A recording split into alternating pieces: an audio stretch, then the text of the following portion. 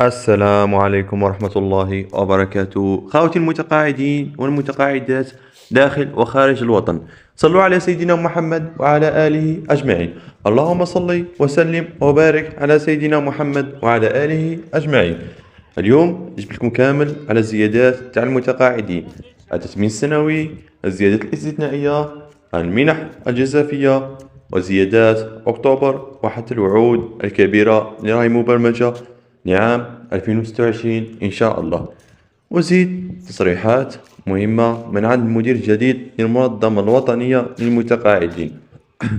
اسمحوا لي، أول حاجة نبديو بها هو التأمين السنوي. كما تعرفوا يا جماعة، هذا التأمين السنوي راهو آلي، يعني كل عام يجي في أوت سبتمبر، ومرة هذه راهي مدموج مع الزيادات الاستثنائية.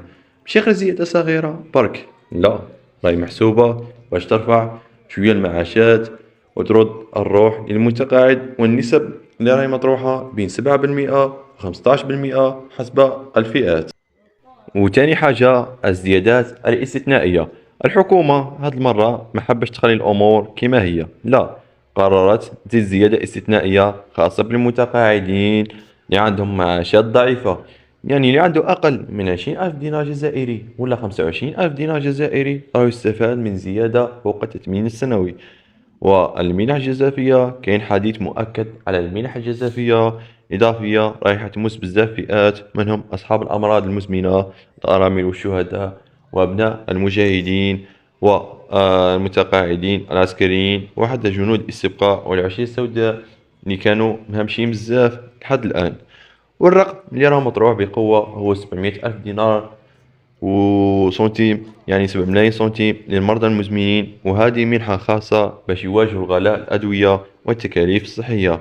أما بخصوص زيادات أكتوبر، والأهم من هذا كامل، ابتداء من أكتوبر هذا لغدوة المتقاعدين رايحين يشوفوا الزيادات تدخل رسميا في الحسابات.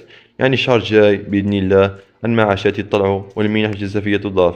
أما بخصوص الوعود 2026 التي وعد بها رئيس الجمهورية لكامل المتقاعدين بزيادات أخرى أكبر في 2026، وكما تعودنا وعود الرئيس تحقق، والتقديرات تقول الزيادات في 2026 ممكن توصل حتى 20% لبعض الفئات، خاصة الفئات الضعيفة.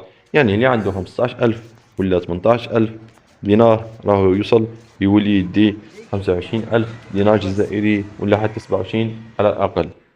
أما بخصوص تصريحات المدير الجديد للمنظمة الوطنية للمتقاعدين، اللي صرح وقال هذا التهميش راهو انتهى، والمنظمة راهي تفاوض رسميا على زيادات في المنح الخاصة أو منحة إضافية للمرضى المزمنين، وتسوية وضعية جنود الاستبقاء والعشية السوداء، وتحسين معاشات الأرامل وأبناء الشهداء، والاهتمام أكثر بفئة المجاهدين والمتقاعدين العسكريين.